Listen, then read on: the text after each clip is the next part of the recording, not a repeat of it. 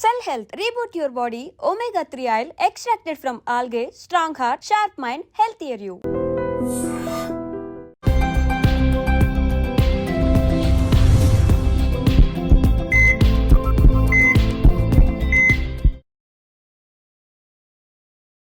నమస్తే, welcome back to IT media. మన ఆయుర్వేదం ప్రోగ్రామ్కి అందరికీ స్వాగతం. నేను మీ ఝాన్సీ. సో ఈరోజు టాపిక్ వచ్చేసి బ్రౌన్ రైస్ అనమాట.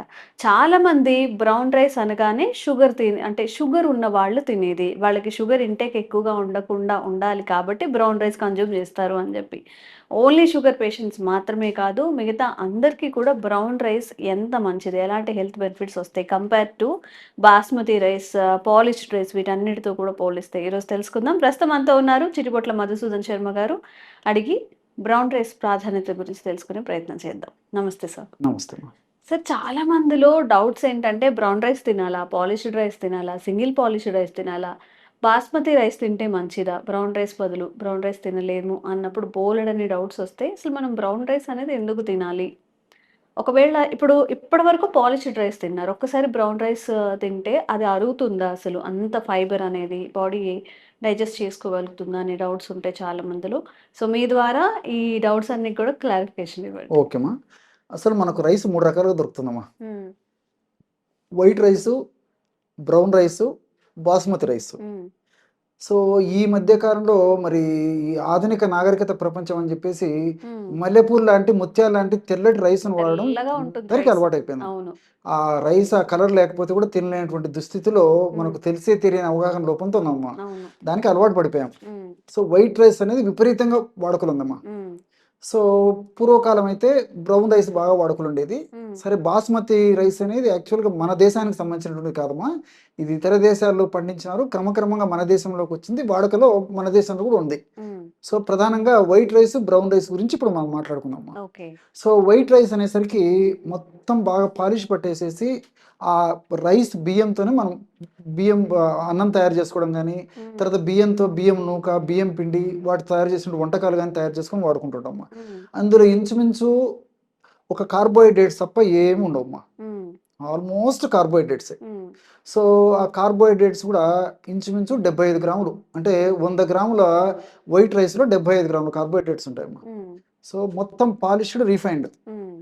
సో దీనివల్ల ఏం జరుగుతుందంటమ్మా, తీసుకున్న వెంటనే జీర్ణం కావడము, జీర్ణమై రక్తంలో కలవడము, షుగర్గా కన్వర్ట్ అయిపోయి రక్తంలో షుగర్ శాతం పెరిగిపోవడం జరుగుతుంటుందమ్మా. సో అలా ఈ యొక్క వైట్ రైస్ తీసుకోవడం వల్ల 2 గంటల్లో ఆహార పదార్థాలు జీర్ణం అయితే, అదే బ్రౌన్ రైస్ తీసుకున్నప్పుడు 4 గంటలు తీసుకుంటుందమ్మా. సో జీర్ణం అయ్యేటువంటి టైం కూడా ఎక్కువ తీసుకుంటుంది. ఈ యొక్క వైట్ రైస్లో పిండి పదార్థాలు 75 గ్రాములు ఉంటాయి, బ్రౌన్ రైస్లో 75 గ్రాములు ఉంటాయి. కానీ మనకు బ్రౌన్ రైస్లో మిగతా దేహానికి ఉపయోగపడేటువంటి ఈ ప్రోటీన్స్, ఫైబరు, అదేవిధంగా ఫ్యాట్స్, తర్వాత manganese, folate, antioxidants, selenium, ఇలాంటి అనేక రకాలైనటువంటి మంచి మన దేహానికి ఉపయోగపడేటువంటి మైక్రో న్యూట్రియంట్స్ కూడా ఉన్నాయమ్మా.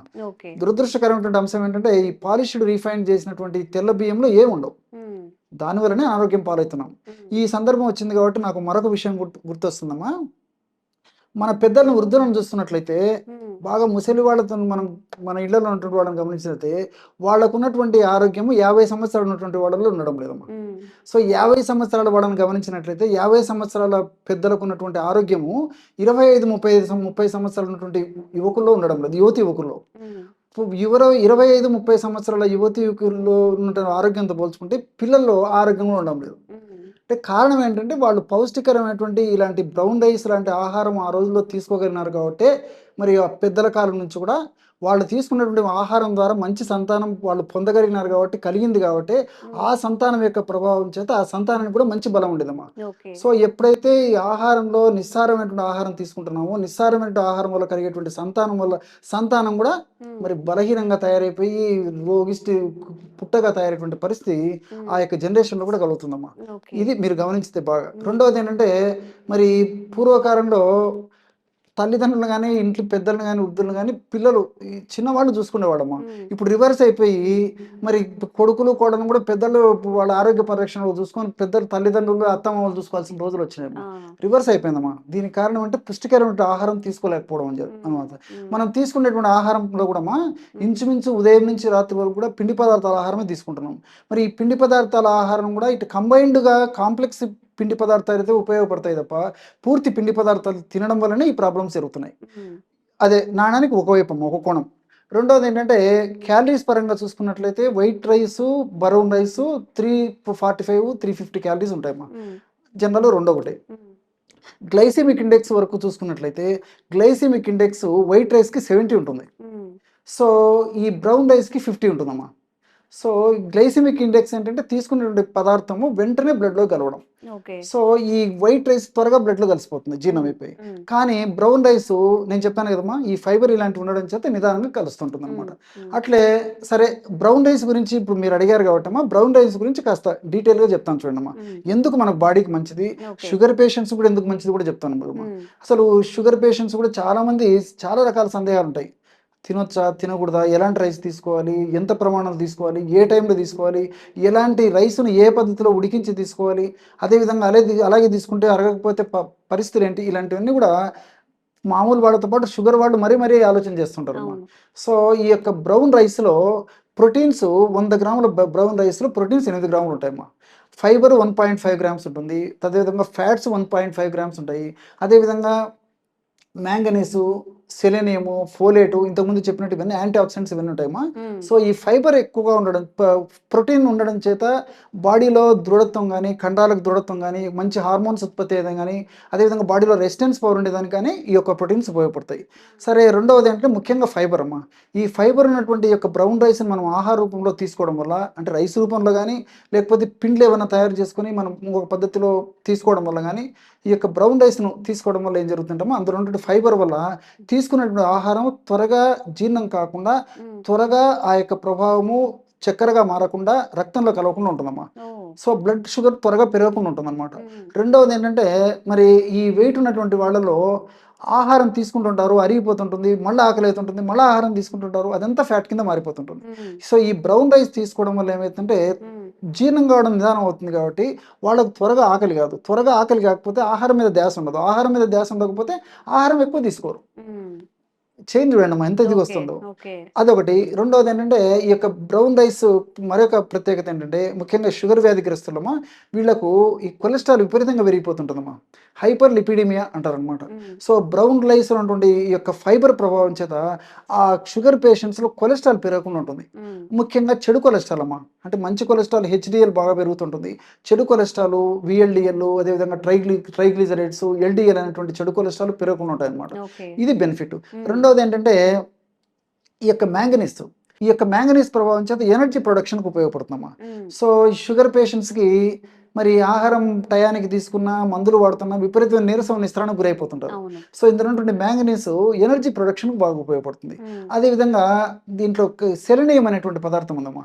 ఈ సెలెనియం అనేటువంటి పదార్థం థైరాయిడ్ గ్రంథిని చక్కగా పనిచేసేట్టు చేసి చక్కగా థైరాక్సిన్ హార్మోన్ ఉత్పత్తి చేస్తుంటుంది. ఓకే. ఈ రోజుల్లో చాలా మందికి థైరాయిడ్ ప్రాబ్లమ్ వస్తుంది. అవును. మీరు బాగా గమనించండి. అవును సార్. హ్మ్. స్త్రీలలో మరీ ఎక్కువగా ఉందమ్మా. హ్మ్. హైపోథైరాయిడిజం. హ్మ్. సో, పూర్వకాలము మన వాళ్ళు బ్రౌన్ రైస్ తీసుకోగలుగుతున్నారు కాబట్టి, వాళ్ళలో థైరాయిడ్ ప్రాబ్లమ్స్ ఇంత ఉండేవి కావు. హ్మ్. సెలెనియం ఎక్కువగా ఉంటుంది కాబట్టి, సెలీనియం ఎక్కువ ఉన్నటువంటి ఆ బ్రౌన్ రైస్‌ని తీసుకోవడం చేతనే వీళ్ళకి థైరాయిడ్ హార్మోన్ బాగా ఉత్పత్తి అయ్యి థైరాయిడ్ హార్మోన్స్ థైరాయిడ్‌కి సంబంధించిన సమస్యలు వచ్చేవి కాదు.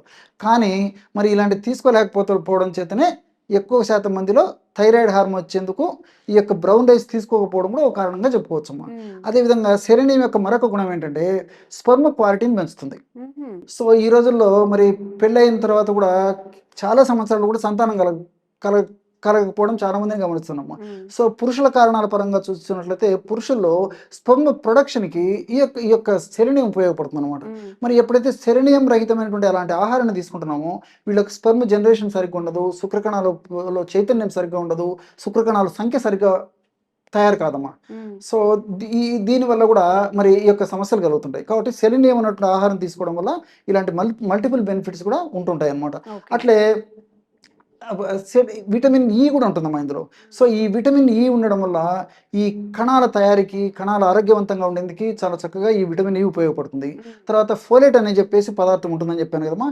ఈ ఫోలేట్ అనేటువంటి పదార్థం అంటే కణాలు బాగా నిర్మితమయ్యేందుకు మన దేహంలో, అదేవిధంగా కణాల్లో ఉన్నటువంటి డిఎన్ఏ, కణాల్లో డిఎన్ఏ అనేది చాలా చాలా ముఖ్యమమ్మా. సో ఈ డిఎన్ఏ అనేది చక్కగా శక్తివంతంగా పనిచేసేందుకు, డిఎన్ఏ చక్కగా ఆరోగ్యవంతంగా ఉండేందుకు, ఈ యొక్క డిఎన్ఏ ఎప్పుడైతే ఆరోగ్యవంతంగా ఉంటుందో అప్పుడు క్యాన్సర్ జబ్బులు రాకుండా ఉంటాయమ్మా. సో క్యాన్సర్ జబ్బు వచ్చిందంటే డిఎన్ఏ డ్యామేజ్ అయ్యని చెప్పేసి మనం కొండ గుర్తుగా అర్థం చేసుకోవచ్చు. సో ఈ డిఎన్ఏ డ్యామేజ్ కాకుండా కూడా ఇందులో ఉన్నటువంటి ఫోలేట్ ఉపయోగపడుతుంది. ఈ విధంగా మల్టిపుల్ బెనిఫిట్స్ ఈ యొక్క బ్రౌన్ రైస్ ఉంటాయమ్మా, ఉంటాయి. కానీ మీరు మొదట్లో అడిగారు, సో కొంతమందికి జీర్ణం కాదని చెప్పేసి వాడకుండా ఉండేటువంటి అవకాశం ఉంటుంది, అరగదు కదా సార్. కొంచెం ప్రక్రియలు దాని మీద అవగాహన కలిగి ఉండి వాటిని మనం చక్కగా సద్వినియోగం చేసుకుంటే ఈజీగా జీర్ణం అవుతుందమ్మా.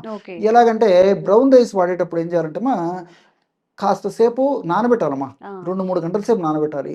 దీనికి తోడు ఏం చేయాలంటే బ్రౌన్ రైస్ని మొట్టమొదటగా వేయించేసారమ్మా, వేయించాలమ్మా. చాలా మంది తెలియదు.